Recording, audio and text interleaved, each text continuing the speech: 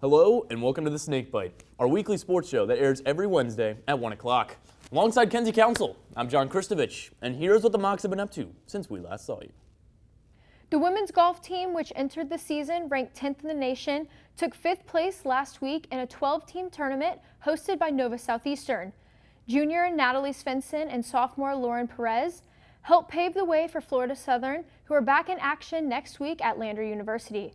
For Svensson's performance at the South Regional Preview Tournament, she was named the Ssc Golfer of the Week for the first time in her career and for the Mocs since March of 2020. On the other side, the men's golf team will open up their season at the Cougar Invitational on the 27th as well. They'll be competing in Columbus, Georgia against some of the best teams in Division II, including the hosts, Columbus State, who won their own tournament in the spring of 2021. Also at the competition will be the renowned West Florida Argonauts, who are ranked 2nd in the nation. Florida Southern is currently ranked 18th in all of Division II, headed into next week's tournament. The men's cross-country team continued their reign of dominance with a visit to Tallahassee for the Florida State University Cross Country Open. The team faced off against numerous competitive Division I and Division II teams, from the University of Stanford to the conference rival University of Tampa. As a team, the Mocs finished 11 overall, besting the likes of Clemson University, Florida Gulf Coast, Florida International, and Florida Atlantic. Stanford took first place in the race, while the Mocs finished before every other Sunshine State Conference team. At the Cross Country Open, senior standout Mason Jones finished 18th overall. That's well before most Division I runners. His final line for the 8-kilometer race was 24 minutes and 23 seconds, earning him, for the second consecutive week, the Ssc Runner of the Week award. Jones finished before every other Division II runner and now has 8 Ssc Runner of the Week awards, tied for 5th all-time in the Sunshine State Conference. The women's team placed 20th in their race, which also included star-studded teams such as the #1 nationally ranked BYU and Stanford. Ellie Fluman helped pace the Mocs to their top 20 finish, setting a new personal record of 23 minutes and 31 seconds in the 6-kilometer race. Both teams will be set to compete again at the Division II National Preview in St. Leo on October 2nd. The volleyball team continued their success this week, picking up a pair of victories against conference opponents to bring them to 5-1 of the season and 2-0 in conference play. On Friday night, the Mocs traveled to St. Leo for the conference opener, defeating the Lions in 4 sets by the strength of 16 kills from junior Allie Travis. Saturday night was the home opener for Florida Southern as they defeated Eckerd in 4 sets, with sophomore Mackenzie Peterman dominating in her college debut. The Mocs are back in action this weekend with a pair of home matchups on Friday and Saturday against conference foes Florida Tech and Barry. Both setter Cassidy Markle and middle blocker Tierra Porter each received conference awards yesterday for their performance this past weekend. Markle was named the Ssc Setter of the Week, while senior Tierra Porter was named the Ssc Defensive Player of the Week as she picked up 15 blocks through the 2 victories. Earlier this week, we got a chance to catch up with Tierra to hear more from the senior volleyball star. So Tierra, first, thank you for being here, and tell me, what did it feel like being able to knock off 2 conference opponents in back-to-back games? It was absolutely amazing. I still had the jitters and butterflies and adrenaline from the whole moment, because it's just been such a long time coming to get to this point for us to play. At our home opener in front of our fans, it's been a long time coming, so I am so grateful, and honestly, words can't describe it. It was amazing. So that's another thing. On Saturday night, you had fans back in the fieldhouse for the first time in, nearly 2 years now? Yeah. What did it feel like for you guys as a team, finally have a packed fieldhouse, people cheering you on? Oh my gosh, infectious. I mean, some people were jumping and enjoying the game, and I know I love to play volleyball, I love to watch volleyball, I love it, and it's always high octane, high energy, and watching people getting to experience what I get to experience all the time was just a really cool moment, as well as just seeing fans being back in the field house and feeling the energy of the game, and just everything is it's unparalleled, honestly. I am so grateful, truly.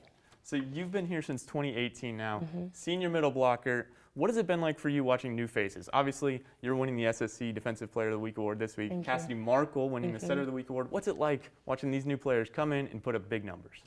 It's amazing. Last year, it was so different, and they all are newer comers last year. They didn't get to experience what it was like to be in season, on campus, all of that. And then we have our newcomers this year, and they're getting to experience it. And like, it's so surreal, like watching them go through that process of like what I remember so long ago, and like the highs and the lows, and like just enjoying all those big moments, and like watching Cassidy show out. I mean, no one's more deserving. Kenzie killed it. Like just watching like these big people, like young people put up big numbers is awesome. Literally. Mackenzie literally did kill it. 21 kills Amazing. In her victory on Saturday. So let's talk more about that. As a team, 2 years really since you had a normal season. What has it been like for you individually and as a team preparing to keep yourselves ready for this moment? Wow. Long time coming, I can tell you. Last year, coming from like my spring season of 2019 when we got sent home from COVID till now, I mean, the highs and lows, like it is, what do they say? I'm on a roller coaster that only goes up, my friend, because it has just been whoo to now. But I am so grateful that like we've gotten to this point. There's been lots of practices, there's been COVID scares, there's been everything you can possibly dream of. But you know, that's why I'm so grateful for trials and tribulations, because that's what builds team bond, that's what builds growth. And I see that in our team now, through everything we've gone through has made us the team we are right now. So Tierra, your team is now 2-0 in conference play. Looking ahead to this weekend, 2 more conference opponents in the field house. You've got Barry and Florida Tech. What's the team's mentality heading into this weekend? Oh, definitely. We've already had a really cool, fun practice yesterday. We've just been grinding on the stuff that we know we need to fix on, you know, serve, receive, blocking, specific things, us being ready for the free ball, us being ready for in-serve, receive, and transition to run the middles. All those things, like we've been grinding so far already, and I know it's just going to keep going up as the week gets closer to the actual games, and just film too, like studying film, like watching what we need to focus on, those types of things. So really, we've been in the lab getting stuff done. That's Tierra Porter, senior volleyball player and SSC Defensive Player of the Week. Moving on with our weekly update, the men's and women's soccer teams each had a tough week in the Sunshine State Conference. That's right, John. Both teams lost tough matches on Saturday night against Palm Beach Atlantic, with the women losing at home by a score of 2-0 and the men losing on the road 1-0. Neither team was ever out of the game until the clock hit double zeros on Saturday, but both the men and women's squads failed to score a goal in their conference openers. For the women, they're now 3-3 on the season, having lost their third straight after starting the season 3-0. Brooke Lowry and Elizabeth Vizcaíno continued to rack up playing time as they each played an entirety of Saturday's game, while the team shot leader Elena Burrick played all 90 as well.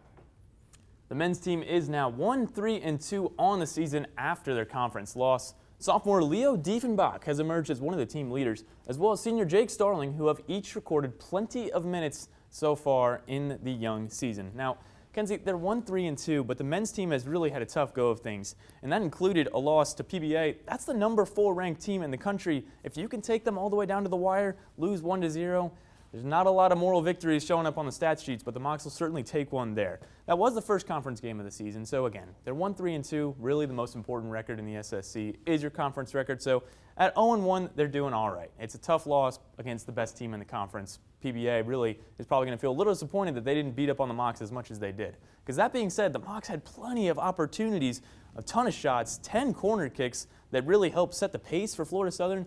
It's just a matter of putting one in the back of the goal. And again, it was an even matchup, and when you can take a team that good all the way to the wire, you really cannot complain. And really the same sentiment can be shared on the women's side. I mean, I talked about Jenny Staten last week. Marge Goyer for the Mocs has been fantastic on the men's side. Really, it's just a matter of putting shots in the back of the net. And so with a 2-0 loss to PBA, I'll say this. They looked fantastic in the first half, but it's all about finishing. And that's something that they're going to hope to try to get going with freshman Claire Durie, sophomore Megan Criney. Each had a couple great opportunities in the game the other night. We'll see how they do moving forward. Now, both teams will be back in action tonight as they take on the Rollins Tars. The men's team will play here at home, and the women's team will be on the road. That brings us to our Play of the Week segment, with this week's honor going to Allie Travis, who knocked her 5th kill of the day down with the 4th set, tied at 22 in Saturday's contest against Eckerd. Travis rifled a shot from outside to give the Mocs a lead that they wouldn't relinquish en route to defeating Eckerd 3-1.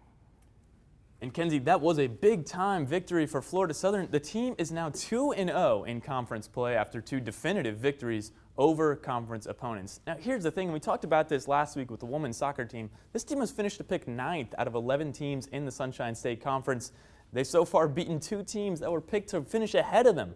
And they'll look to continue that again this week as they have Florida Tech and Barry coming to the house, as we talked about with Tierra Porter earlier. I'll say this, Tierra Porter and Allie Travis have continued to play at an absolutely dominant level, and you've also got newcomers coming in, because you have to remember, even though they're technically an academic sophomore now, all of the freshmen and sophomores are playing in their first career games as Mocs. They've really played fantastically. I look at Cassidy Markle, Mackenzie Peterman, they've really helped set the tone. It will be interesting to see how the team performs this weekend with big conference matchups against Florida Tech and the currently top-ranked Barry Buccaneers. That's all we got for you this week on the Snakebite. I'm Kenzie Council. He's John Christovich. Thanks for tuning in, and we'll see you next Wednesday at 1.